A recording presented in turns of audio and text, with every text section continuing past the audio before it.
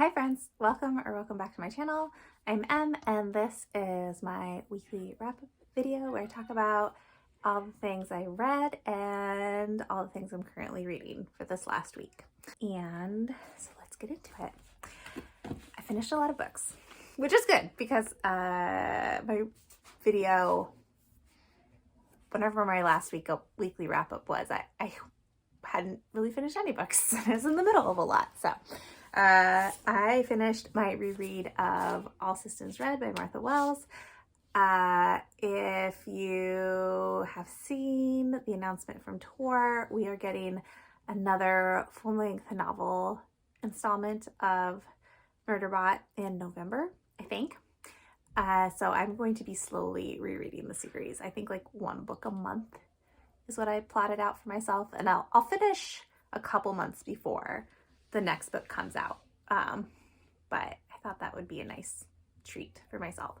So I read this in 2 days. I think it was maybe 24 hours, maybe. And I still absolutely love and relate to Murderbot. And I had remembered very little from my first read of this book. It's funny which parts of it stood out to me and which ones didn't, but if you don't know, All Systems Red is about a sec unit, so a security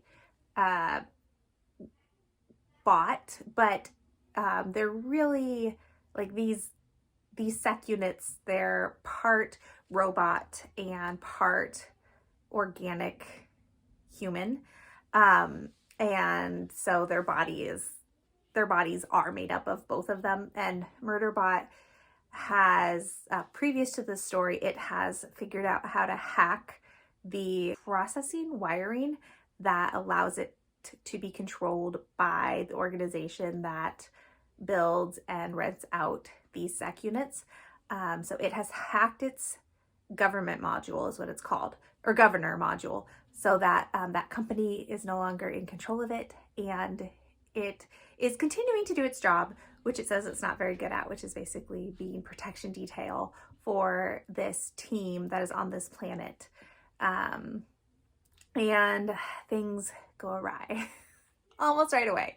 And Murderbot and the humans it is in charge of protecting uncover this plot from this evil, gigantic corporation. And it's really delightful if you are, a fellow anxious person and you like reading about anxious beings, then Murderbot is going to probably be right up your alley. So absolutely loved it. The other book I finished, this was off of my, I think I'm going to start calling it my self-destructing TBR or something along those lines, but this was on that list of books that I finished, that I bought last February that I need to read this February, or else I have to get rid of them at the end of the month. And so Astoria was on that list, and I did read this. I also listened to it on audio from Hoopla. Audiobook was good.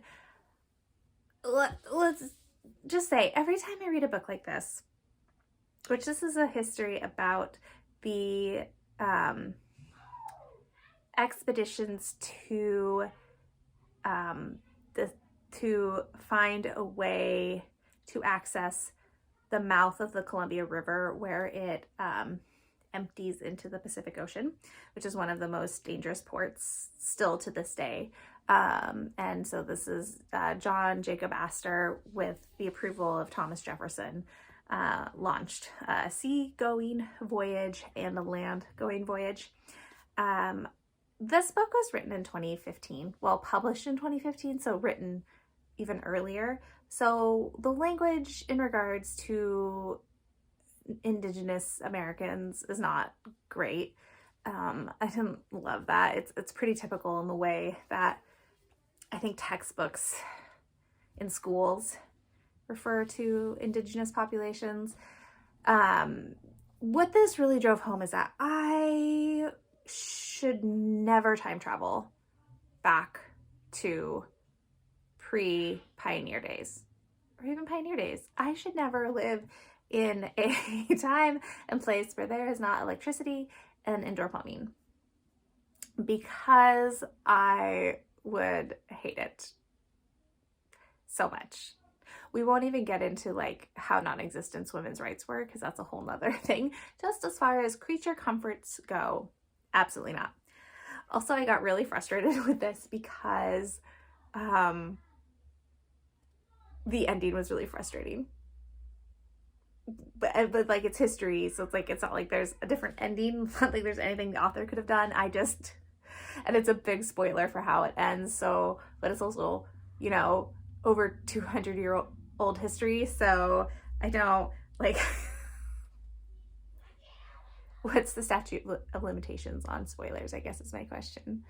Anyways, well written, well researched. I thought it was really easy to read, really accessible, but I found the actions of the men in this book to be incredibly frustrating.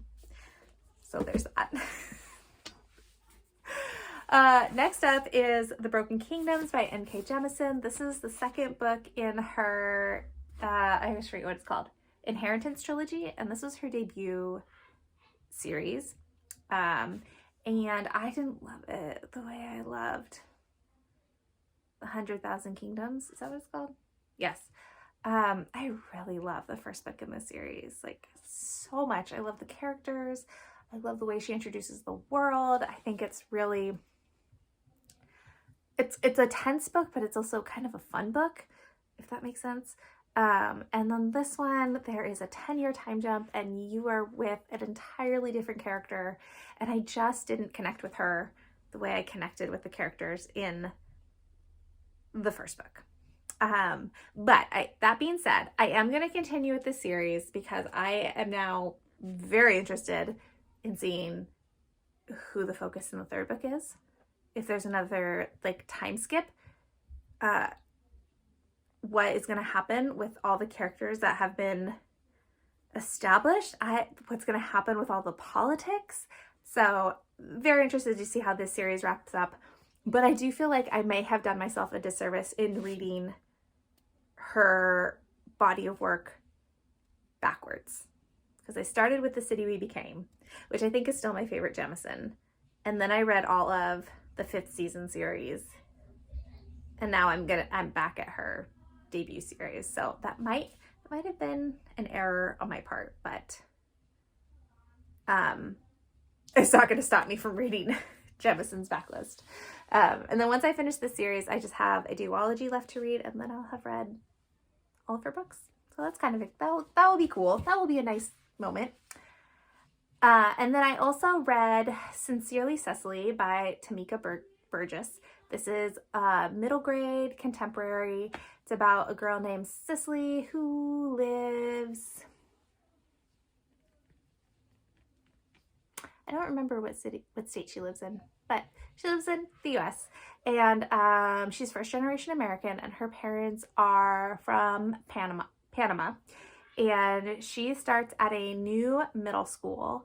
New school boundaries were established over the summer, and so now all of her friends are going to the middle school she was supposed to, and she has to go to this brand new middle school that was just built. And she doesn't have any friends, and she doesn't know anybody, and she's pretty nervous. And her abuelo has recently died, and she's really, really close with her abuela. And then a couple of things happen in quick succession. She has to give a presentation at her school about who she is and who her family is. And so she gives a presentation about Panama and her family being from there originally. And she gets bombarded with all these questions from her classmates who don't understand how she can be Black and Latinx.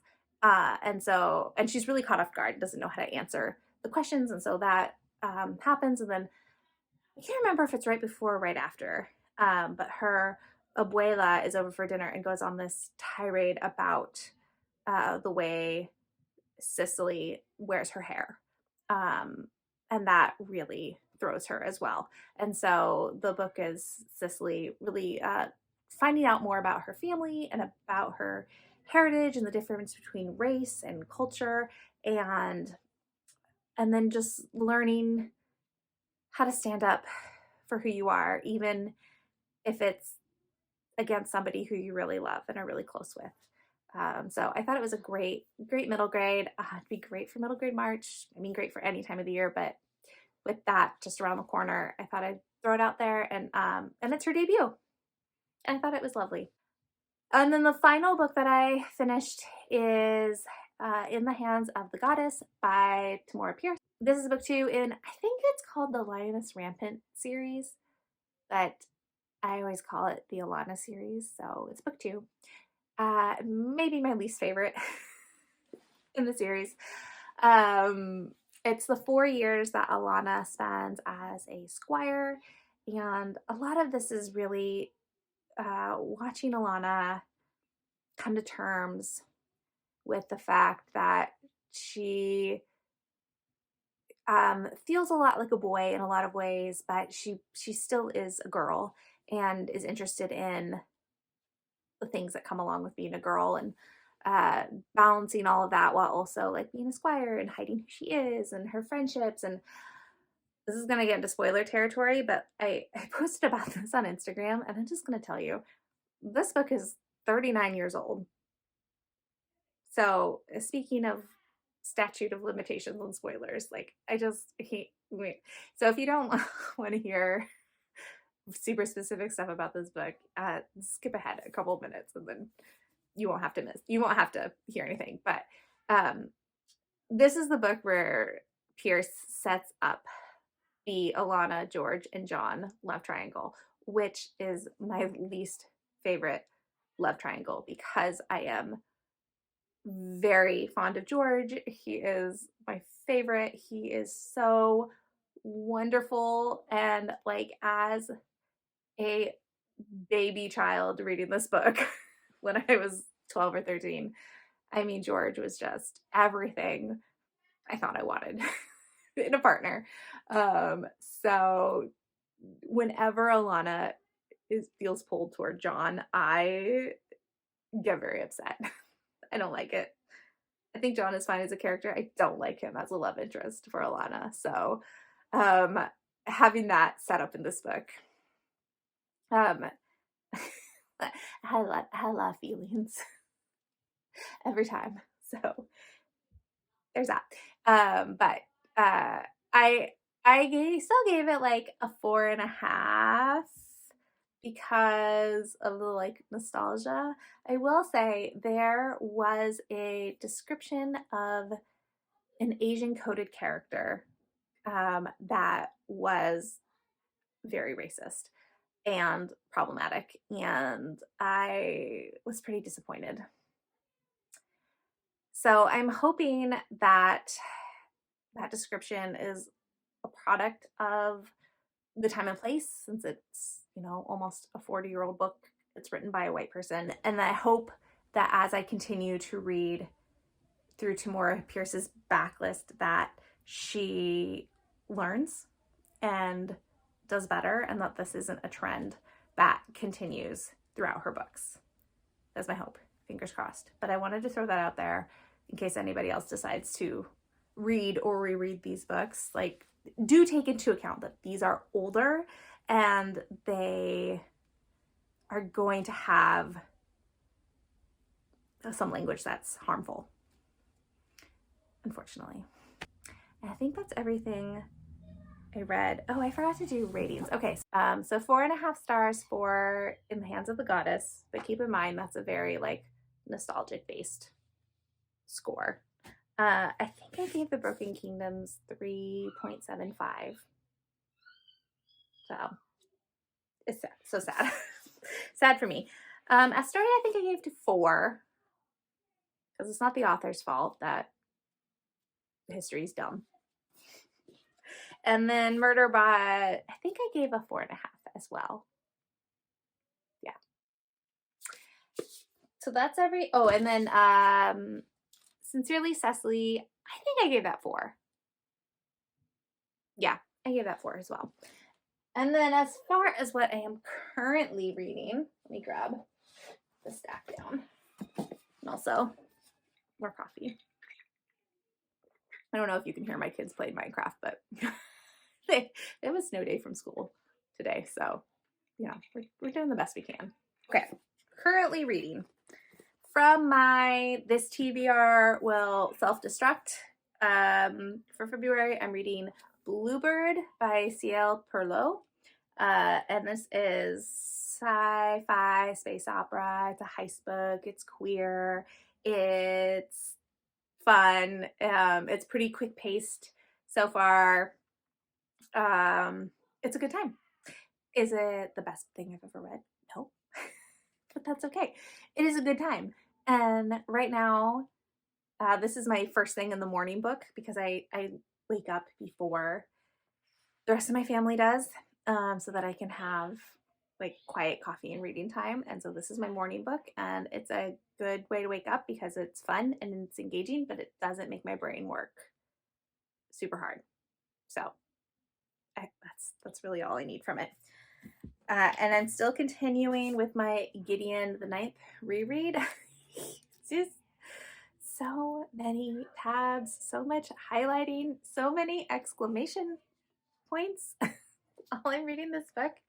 And then I'm also listening to a podcast that's recapping it as I'm reading. So I'll listen to those chapters, and then because I'm listening to it on audio. So I'll like listen/read the chapters, and then I'll listen to the podcast that talks about those chapters, and then just bounce back and forth. So slower going than I think I would normally be with Gideon, but it's such a good time. I'm loving it so much. And then a couple nights ago, I started Can't Spell Treason Without Tea, which I accidentally bent my cover a little bit. Can't Spell Treason Without Tea by Rebecca Thorne. This is cozy fantasy. Woo. It's sapphic about two women who kind of run away from their lives to open a bookshop/tea shop in this really small town. So it's very similar to Legends and Lattes, but I'm hoping it will not be a like copy of Legends and Lattes. So far it's different.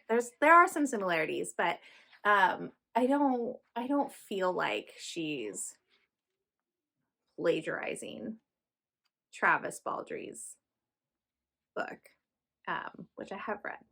So I am going to keep going. I'm about 86 pages in, and again, it's cozy, it's fun, but it doesn't make my brain work too hard, which are all things that I desperately need right now.